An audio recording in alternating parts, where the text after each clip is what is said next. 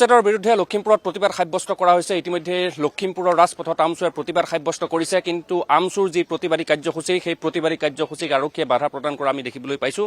আৰু আয়ুক্তৰ কাৰ্যালয়ৰ সন্মুখলৈ আমচুৰ যিসকল প্ৰতিনিধি বা যিসকল প্ৰতিবাদকাৰী আছে তেওঁলোকে যাবলৈ চেষ্টা কৰিছে, যদিও ইয়াত বৃহৎ বেৰিকেড বান্ধি ইয়াতেই প্ৰতিবাদীক ইয়াতে ৰখা হৈছে। আৰু ইতিমধ্যে আৰক্ষীৰ সৈতে তেওঁলোকে আলোচনাত মিলিত হৈছে, যদিও উচ্ছেদ শিশুৰ অধিকাৰ খৰ্ব হৈছে তেওঁলোকে মন্তব্য প্ৰকাশ কৰিছে। উচ্ছেদিত পৰিয়ালক আৰ্থিক সাহায্য প্ৰদান কৰা তেওঁলোকে দাবী তুলিছে। আৰু যি বিদেশীৰ নামত ৰাজনীতি হোৱাৰ বুলি তেওঁলোকে অভিযোগ উত্থাপন কৰিছে। বিভিন্ন ধৰণৰ প্লেকাৰ্ড লৈ তেওঁলোকে ইয়ালৈ ৰাজপথত ওলাই আহিছে। আৰু আমচুৰ প্ৰতিনিধিবৰ্গক ইতিমধ্যেই লখিমপুৰৰ ৰাজপথত আবদ্ধ কৰি থোৱা হৈছে। আয়ুক্তৰ কাৰ্যালয়ৰ সন্মুখলৈ তেওঁলোকৰ যি প্ৰতিবাদী কাৰ্যসূচী সেই কাৰ্যসূচীত তেওঁলোকক যাবলৈ দিয়া হোৱা নাই।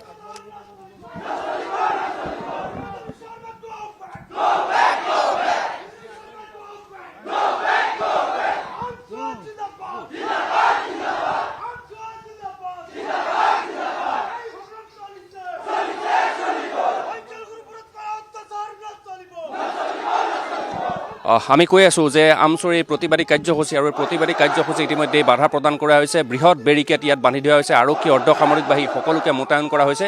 আৰু আমচুৰ যি প্ৰতিবাদকাৰীসকল আছে সেই প্ৰতিবাদকাৰীসকলক এই স্থানৰ পৰা লখিমপুৰৰ এই স্থানৰ পৰা কিন্তু আয়ুক্তৰ কাৰ্যালয়ৰ সন্মুখলৈ যাবলৈ তেওঁলোকক বাধা প্ৰদান কৰা হৈছে।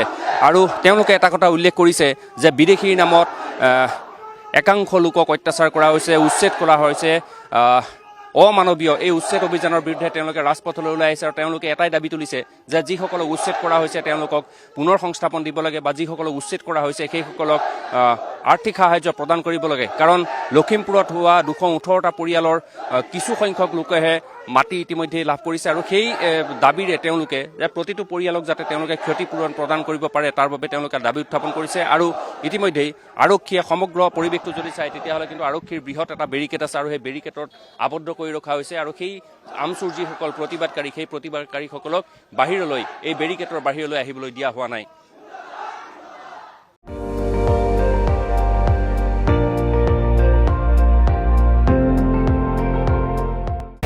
আপুনি চাই আছে ND24, সৰ্বশ্ৰেষ্ঠ নহয় সৰ্বোত্তমৰ দৌৰা।